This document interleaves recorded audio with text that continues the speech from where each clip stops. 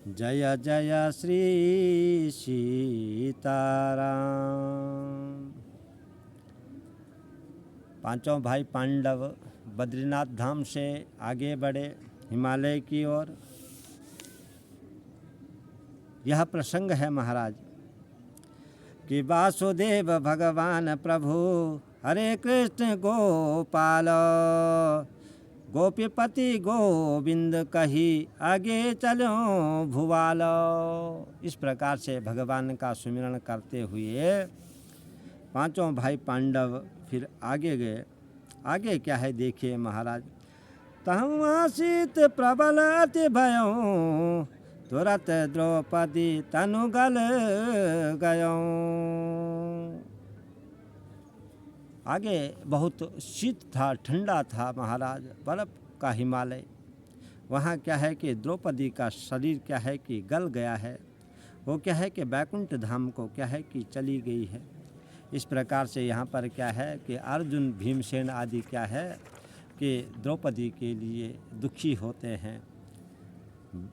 यहाँ क्या है कि महाराज भीमसेन तुम तजौ कलेशो निगमागम कर सोपदेशो। इस प्रकार से यहाँ पर क्या है कि धर्मराज जी ने भीमसेन को समझाया, अपने भाइयों को समझाया। फिर वहाँ से फिर क्या है कि फिर आगे की ओर बढ़ते हैं।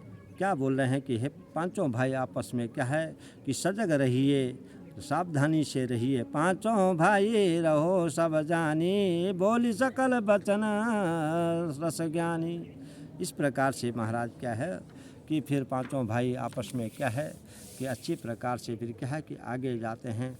आगे जा कर के फिर क्या हुआ महाराज, उसके बाद दूसरे नंबर पर क्या है कि अनंग नामक जो शिला है वहाँ पहुँच गए। वहाँ पर क्या है कि सहदेव का शरीर क्या है कि गल गया।